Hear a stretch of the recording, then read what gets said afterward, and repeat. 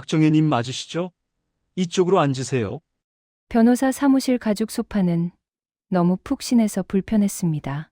68세 박정혜는 폐지 줍다가 입던 낡은 패딩을 여미며 조심스럽게 앉았습니다. 석 달 전 세상을 떠난 친구 순자의 유품 정리 때문에 불려왔다고 했습니다. 장례식도 못 간 게 미안해서 왔지만 왜 변호사까지 나서는지 이해가 안 됐습니다. 고인께서 유언장을 남기셨습니다. 변호사가 서류 뭉치를 펼쳤습니다. 유산 상속 대상자는 박정혜님 단독입니다. 네, 순자가 나한테 유산을요? 농지 2만 평, 서초동 상가 건물 지분 40%, 감정평가액 총 120억 원입니다. 120억. 정혜의 머릿속이 하얘졌습니다. 변호사의 목소리가 멀리서 들려왔습니다.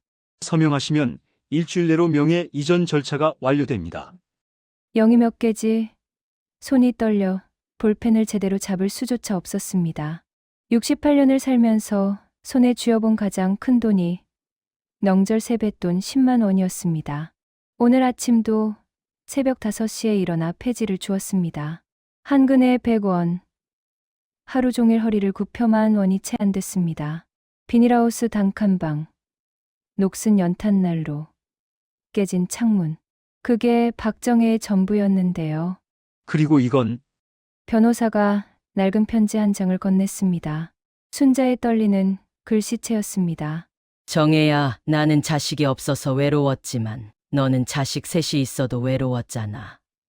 이 돈으로 한번 확인해봐. 가난한 엄마를 대하는 태도가 그들의 진짜 마음이야. 진심은 가진 게 없을 때 드러나는 법이거든. 편지를 읽는 순간 눈물이 뚝 떨어졌습니다. 공무원 큰아들 태식은 명절에도 연락이 없었습니다. 치킨집 하는 둘째 딸 하지는 돈 얘기만 나오면 전화를 끊었습니다. 막내 아들 도윤만 가끔 라면을 들고 왔지만 그마저 최근엔 뜸했습니다. 병원비 10만 원만 빌려달라고 해도 엄마, 저도 힘들어였습니다. 사무실을 나와 버스 정류장에 섰습니다. 손에 든 상속증서가 천근만근 무거웠습니다. 기쁨보다 두려움이 먼저 밀려왔습니다. 며칠 전 이웃 김씨 할머니 말이 떠올랐습니다. 요즘은 재산 많으면 자식들이 더 무서워. 돈 때문에 가족이 원수되는 거 수두룩해. 그날 밤 정혜는 단칸방 구석 종이박스 밑바닥에 상속증서를 깊숙이 숨겼습니다. 내일도 손수레를 끌고 폐지를 주우러 나갈 것입니다. 아무도 모르게요. 68세 할머니의 마지막 시험이 시작됐습니다. 너희가 엄마를 사랑하는지, 엄마의 돈을 사랑하는지, 이제 알아보자. 버스에서 내려 큰아들 태식이 사는 아파트 단지를 올려다봤습니다. 25평형, 고층 아파트, 깨끗한 외벽, 잘 정돈된 화단. 정혜는 이곳에 단 한 번도 초대받은 적이 없었습니다. 태식은 늘 집이 좁다는 핑계를 댔습니다. 현관 초인종을 눌렀습니다. 한참 만에 문이 열리고 태식이 귀찮다는 표정으로 나왔습니다. 정혜는 준비해온 말을 꺼냈습니다. 병원에 가봤는데 큰 검사를 해야 한다고. 병원비가 500만 원 정도 든다고 했습니다. 태식의 얼굴이 순식간에 굳어졌습니다. 표정만으로도 알 수 있었습니다. 거절이었습니다. 그는 한숨을 쉬며 카드값도 못 냈다고, 자기도 빠듯하다고 말했습니다. 애들 학원비며 차 할부금이며 나열했습니다. 정혜가 딱 한 번만이라고 부탁했지만 태식은 작년에도 돈을 달라고 했다며 되받았습니다. 태식은 거실로 들어가 지갑을 가져왔습니다. 10,000원짜리 5장. 그는 그걸 정혜 손에 던지듯 쥐어줬습니다. 이것밖에 없어요. 정혜는 아무 말도 하지 못했습니다. 태식은 팔짱을 끼고 말을 이었습니다.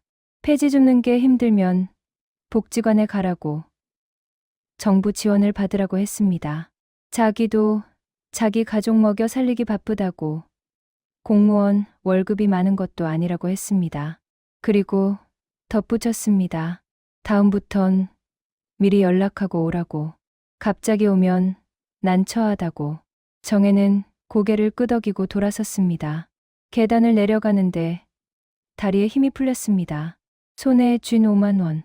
500만 원을 부탁했는데 5만 원. 1%였습니다. 엘리베이터를 기다리며 뒤를 돌아봤습니다. 태식은 이미 문을 닫았습니다. 정혜의 손이 부들부들 떨렸습니다. 분노가 아니었습니다. 슬픔이었습니다. 40년을 키운 아들, 밤새 열 채우고 학교 보내고 대학까지 졸업시킨 아들. 그 아들이 아픈 엄마에게 5만 원을 던져줬습니다. 아파트를 나와 버스 정류장 벤치에 앉았습니다. 주머니에서 상속증서 사본을 꺼내봤습니다. 120억 원. 이 종이 한 장이면 태식의 태도는 180도 바뀔 겁니다. 달려와 손을 잡고 병원비는 걱정 말라고 모든 걸 해결해주겠다고 말할 겁니다. 하지만 그건 돈을 보고 달려오는 것일 뿐. 엄마를 보고 달려오는 게 아니었습니다. 정혜는 서류를 다시 접어 넣었습니다. 가슴이 먹먹했습니다. 둘째 딸 하진에게 가봐야 했습니다. 혹시 모르니까요. 혹시 한 명쯤은 다를지도 모르니까요. 그 희망 하나로 다시 일어섰습니다. 둘째 딸 하진이 운영하는 치킨집은 동네 골목 끝에 있었습니다. 하진이네 치킨 간판은 세기발에 있었고 유리창에는 배달 전단지가 덕지덕지 붙어 있었습니다. 정혜는 가게 앞에서 한참을 망설였습니다. 안을 들여다보니 손님은 한 명도 없었습니다. 하진은 카운터에 앉아 휴대폰만 들여다보고 있었습니다. 문을 열고 들어가자 하진이 고개를 들었습니다. 순간 얼굴이 환해졌습니다. 오랜만에 보는 엄마였으니까요. 하진은 의자를 내주며 앉으라고 했습니다. 물도 따라줬습니다. 정혜는 그 모습에 잠시 마음이 따뜻해졌습니다. 혹시 이 아이는 다를까 하는 기대가 살짝 고개를 들었습니다. 하지만 그 기대는 오래가지 못했습니다. 정혜가 병원비 이야기를 꺼내자 하진의 표정이 서서히 굳어졌습니다. 500만 원이라는 금액을 듣는 순간 환한 얼굴은 온데간데 없이 사라졌습니다. 하진은 한동안 말이 없었습니다. 그러다 천천히 입을 열었습니다. 엄마, 저도 이제 한계예요. 목소리가 떨렸습니다. 하진은 주변을 둘러보며 말했습니다. 손님이 없다고, 하루 매출이 10만 원도 안 된다고, 대출 독촉 전화만 온다고 했습니다. 임대료는 밀렸고, 재료비 외상값도 쌓여 있다고 했습니다. 정혜는 조용히 듣고만 있었습니다. 하진의 목소리는 점점 날카로워졌습니다. 오빠한테 가보세요. 공무원이잖아요. 저보다 사정이 낫잖아요. 정혜는 이미 태식에게 다녀왔다고 말하지 않았습니다. 그냥 고개만 끄덕였습니다. 엄마가 어디가 아픈지 진심으로 묻는 자식은 한 명도 없었습니다. 하진이 한숨을 쉬며 덧붙였습니다. 엄마도 좀 현실을 보세요. 가족이라고 다 해결해 줄 수는 없어요. 저도 제 인생 살기 바쁘다고요. 그 말이 가슴에 박혔습니다. 정혜는 천천히 일어났습니다. 하진은 미안하다는 말도 하지 않았습니다. 그저 휴대폰만 다시 들여다봤습니다. 정혜가 문을 열고 나가려는데 하진의 목소리가 뒤에서 들렸습니다. 엄마, 다음엔 미리 전화하고 와요. 장사하는 사람은 시간이 돈이에요. 문이 닫혔습니다. 정혜는 가게 밖 골목에 서서 한참을 움직이지 못했습니다. 찬바람이 얼굴을 스쳤습니다. 눈물이 흘러내렸습니다. 소리내지 않고 조용히. 둘째 딸마저도 이랬습니다. 처음엔 반가워하다가도 돈 이야기가 나오면 돌변했습니다. 주머니 속 상속증서가 무겁게 느껴졌습니다. 120억. 이 종이만 꺼내 보여주면 하진도 달라질 겁니다. 울며 매달릴 겁니다. 하지만 그건 돈을 보는 눈물이지 엄마를 보는 눈물이 아니었습니다. 정혜는 눈물을 닦고 걸음을 옮겼습니다. 마지막 희망인 막내 도윤에게 가야 했습니다. 막내 도윤은 공사장 근처 반지하 원룸에 살았습니다. 계단을 내려가는데 곰팡이 냄새가 코를 찔렀습니다. 문패도 없는 철문 앞에서 정혜는 한참을 망설였습니다. 마지막 희망이었습니다. 이 아이마저도 외면하면 정혜는 무너질 것 같았습니다. 노크를 했습니다. 안에서 발소리가 들리더니 문이 열렸습니다. 도윤은 작업복 차림이었습니다. 시멘트 가루가 옷에 묻어 있었고 얼굴은 피곤해 보였습니다. 정혜를 보자 잠시 놀란 표정을 지었지만 곧 안으로 들어오라며 문을 열어줬습니다. 방 안은 좁았습니다. 싱크대 옆에 이불이 깔려 있었고 구석에는 낡은 기타가 세워져 있었습니다. 도윤의 꿈이었던 음악, 이제는 먼지만 쌓인 과거였습니다. 도윤은 정혜에게 앉으라며 물을 따라줬습니다. 그리고 무심한 듯 물었습니다. 무슨 일로 오셨냐고. 정혜는 또다시 같은 말을 꺼냈습니다. 병원에 가야 한다고 500만 원이 필요하다고 했습니다. 도윤은 한동안 말이 없었습니다. 바닥만 내려다봤습니다. 정혜는 거절당할 준비를 했습니다. 태식처럼, 하진처럼 차갑게 돌아설 준비를 했습니다. 그런데 도윤의 눈에 눈물이 맺혔습니다. 그는 고개를 들어 정혜를 바라봤습니다. 그 눈빛에는 미안함과 안타까움이 가득했습니다.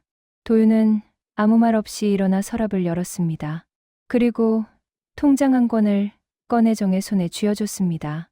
엄마, 제가 가진 건 없지만 이거라도 쓰세요. 정혜는 통장을 펼쳐봤습니다. 잔액은 280만 원. 도윤이 설명했습니다. 몇 달 동안 아껴서 모은 돈이라고. 병원비 먼저 내고 나머지는 나중에 마련하겠다고 했습니다. 일용직 노동자가 몇 달 동안 모은 전 재산이었습니다. 정혜의 눈에서 눈물이 쏟아졌습니다. 40년 만에 처음 느끼는 감정이었습니다. 진짜 사랑, 조건 없는 사랑, 돈도 없고 미래도 불투명한 막내 아들이 자신의 전부를 내놓았습니다. 도윤아, 정혜는 더 이상 숨길 수 없었습니다. 떨리는 손으로 가방에서 서류를 꺼냈습니다. 상속증서였습니다. 도윤은 의아한 표정으로 그걸 받아들었습니다. 서류를 읽던 도윤의 눈이 점점 커졌습니다. 엄마, 이게 뭐예요? 120억? 정혜는 모든 걸 털어놓았습니다. 순자 언니의 유산을 받았다고, 자식들을 시험하고 싶었다고, 진심을 확인하고 싶었다고 했습니다. 도윤은 말을 잃었습니다. 그러다 조용히 물었습니다. 그럼 형이랑 누나는요? 정혜는 고개를 저었습니다. 도윤은 한참을 멍하니 앉아 있었습니다. 그리고 통장을 다시 정혜에게 건넸습니다. 그래도 이건 엄마가 쓰세요. 제 마음이니까요. 정혜는 도윤을 꼭 안았습니다. 가난하지만 부자인 아들. 가진 건 없지만 마음이 가장 큰 아들이었습니다. 일주일 뒤 정혜의 단칸방 문이 거칠게 열렸습니다. 태식과 하진이었습니다. 두 사람의 얼굴은 상기되어 있었습니다. 누군가 소문을 퍼뜨렸던 모양입니다. 동네 아는 사람이 변호사 사무실에서 정혜를 봤다고, 엄청난 유산을 받았다고 말했던 것입니다. 태식이 먼저 입을 열었습니다. 목소리는 다급했습니다. 엄마, 120억이 사실이에요?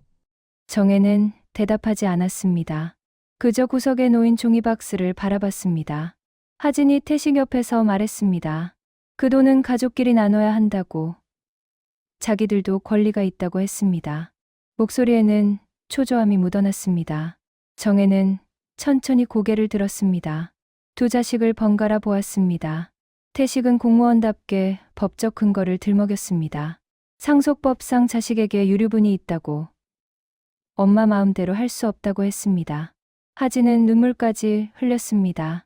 자기도 힘들다고, 치킨집 빚만 갚아도 다시 일어설 수 있다고 했습니다. 정혜는 조용히 종이박스를 열었습니다.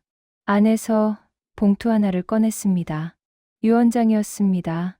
두 사람의 눈빛이 그 봉투에 꽂혔습니다. 정혜는 단호한 목소리로 말했습니다. 이 돈은 도윤에게 모두 줄 거야. 태식의 얼굴이 일그러졌습니다. 하진은 믿을 수 없다는 표정을 지었습니다. 정혜는 계속 말했습니다. 가난한 엄마를 부끄러워하지 않은 건 도윤뿐이라고. 500만 원을 부탁했을 때 5만 원을 던진 게 누구였냐고. 현실을 보라며 등을 돌린 게 누구였냐고 했습니다. 태식이 소리쳤습니다. 법적으로 불공평하다고 자기들 몫을 달라고 했습니다. 정혜는 유언장을 흔들며 대답했습니다. 이미 써놨어. 이게 엄마의 마지막 선택이야. 하진이 무릎을 꿇고 매달렸습니다. 잘못했다고, 다시는 그러지 않겠다고 울먹였습니다. 하지만 정혜는 고개를 저었습니다. 태식도 목소리를 낮췄습니다. 미안하다고, 앞으로 잘하겠다고 했습니다. 정혜는 두 자식을 조용히 바라보며 물었습니다. 너희 엄마한테 돈이 없었어도 이렇게 찾아왔을까? 그 질문에 태식과 하진은 대답하지 못했습니다. 두 사람은 한참을 서 있다가 결국 문을 나갔습니다. 무거운 침묵을 남긴 채 한 달 후 정혜는 도윤의 새 집에 있었습니다. 작지만 따뜻한 투룸 아파트였습니다. 햇살이 잘 드는 거실에서 도윤의 어린 아들 정혜의 손자가 웃으며 뛰어다녔습니다. 식탁에는 도윤이 차려준 소박한 저녁이 놓여 있었습니다. 정혜는 식탁 위에 놓인 쪽지를 발견했습니다. 도윤의 글씨였습니다. 돈은 어머니의 사랑보다 작습니다. 정혜는 그 쪽지를 가슴에 품었습니다. 눈가에 눈물이 맺혔습니다. 창문 너머로 겨울 햇살이 들어왔습니다. 따뜻했습니다. 정혜는 손자를 무릎에 앉히고 밥을 떠먹였습니다. 도윤은 옆에서 그 모습을 흐뭇하게 바라봤습니다. 정혜는 속으로 되뇌었습니다. 사람의 진심은 가진 게 없을 때 드러난다고. 그리고 태식과 하진은 이제야 알았을 것입니다. 자신들이 찾아간 건 엄마가 아니라 돈이었다는 걸. 여러분은 오늘 이야기를 어떻게 들으셨나요? 가족과 돈, 그 둘 중 무엇이 더 중요할까요? 이야기는 여기서 마칩니다. 구독과 좋아요, 그리고 알림 설정은 다음 이야기를 만드는 데 큰 힘이 됩니다. 끝까지 들어주셔서 감사합니다.